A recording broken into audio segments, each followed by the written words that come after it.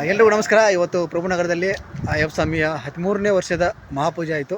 So ಮಹಾಪೂಜೆಲ್ಲ ಏನೆಲ್ಲ ಆಯಿತು ಅಂತ ನೋಡ್ಕೊಂಡು ಬರೋಣ. ಸೊ ಜಸ್ಟ್ ಒಂದು ಟ್ರೈ ಮಾಡಿದ್ದೀನಿ ಹೆಂಗೆ ಬಂದಿದೆ ಅಂತ ಹೇಳಿ ಲಾಗು.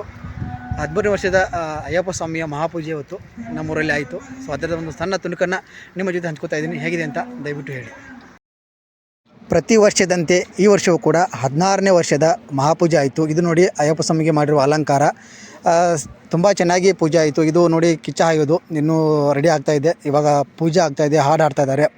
ಎಲ್ಲರೂ ಕೂಡ ಜನ ಸೇರಿದ್ದಾರೆ ಊರಿನ. ಇವಾಗ ನೋಡಿ ಆಭರಣ ಹೋಗ್ತಾಯಿದೆ. ಇದು ಸನ್ನಿಧಿಯಿಂದ ಅಲಂಕಾರ ಮಾಡಿದ್ದೀವಲ್ಲ ಅಲ್ಲಿ ತನಕ ಕುಣಿತ ಹಾಡ್ತಾ ಆಭರಣವನ್ನು ತೆಗೆದುಕೊಂಡು ಹೋಗ್ತಾರೆ. ಅಯ್ಯಪ್ಪ ಸ್ವಾಮಿಗೆ ಆಭರಣವನ್ನು ತೆಗೆದುಕೊಂಡು ಹೋಗಿ ಆನಂತರ ಅಲಂಕಾರ ಮಾಡ್ತಾರೆ.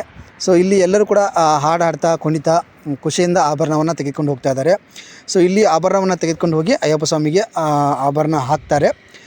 ಎಲ್ಲರೂ ಕೂಡ ಖುಷಿಯಿಂದ ಹಾಡು ಹಾಡ್ತಾ ಕುಣಿತ ಆಭರಣವನ್ನು ತೆಗೆದುಕೊಂಡು ಇವಾಗ ಸನ್ನಿಧಿ ಹತ್ರ ಅಂದರೆ ಅಲಂಕಾರ ಮಾಡಿದ್ದೀವಲ್ವ ಅಲ್ಲಿ ಬಂದರು. ಸೊ ಇದಾದಮೇಲೆ ಇಲ್ಲಿ ಅಲಂಕಾರನ ಅದರ ಪೆಟ್ಟಿಗೆ ಓಪನ್ ಮಾಡಿ ಇಲ್ಲಿರುವಂಥ ಅಲಂಕಾರನ ಹಾಕ್ತಾರೆ. ಇವಾಗ ಅಗ್ನಿಯನ್ನು ಶಾಂತ ಮಾಡುವಂಥ ಪೂಜೆ ನಡೀತಾ ಇರೋದು ನಮ್ಮ ಸ್ವಾಮಿಗಳಿಂದ. ಸೊ ಇದನ್ನೆಲ್ಲ ಶಾಂತ ಮಾಡಬೇಕಲ್ವ, ಯಾಕಂದರೆ ಎಲ್ಲ ಸ್ವಾಮಿಗಳು ಈಗ ಅಗ್ನಿಯನ್ನು ಪ್ರವೇಶ ಮಾಡ್ತಾರೆ. ಸೊ ಹಾಗಾಗಿ ಸ್ವಲ್ಪ ಶಾಂತ ಆಗೋಕ್ಕೋಸ್ಕರ ಈ ಒಂದು ಪೂಜೆನ ಮಾಡ್ತಾರೆ. ಸೊ ಪೂಜೆ ಮಾಡಿಬಿಟ್ಟು ಆ ಅಗ್ನಿ ಶಾಂತ ಆದಮೇಲೆ ಎಲ್ಲರೂ ಕೂಡ ಒಬ್ಬೊಬ್ಬರಾಗಿ ಅಗ್ನಿನ ಹಾಯ್ತಾರೆ. ಆಮೇಲೆ ಮುಂದೆ ಹೋಗಿ ಒಂದು ಕುದಿಯುವಂಥ ಏನಿಲ್ಲಿ ಬಜ್ಜಿ ತೆಗೆಯುವಂಥ ಕಾರ್ಯಕ್ರಮ ಕೂಡ ಇರುತ್ತೆ. ಸೊ ಅದು ಅಯ್ಯಪ್ಪ ಸ್ವಾಮಿಯ ಒಂದು ಚಮತ್ಕಾರ ಅಂತಲೇ ಹೇಳ್ಬೋದು.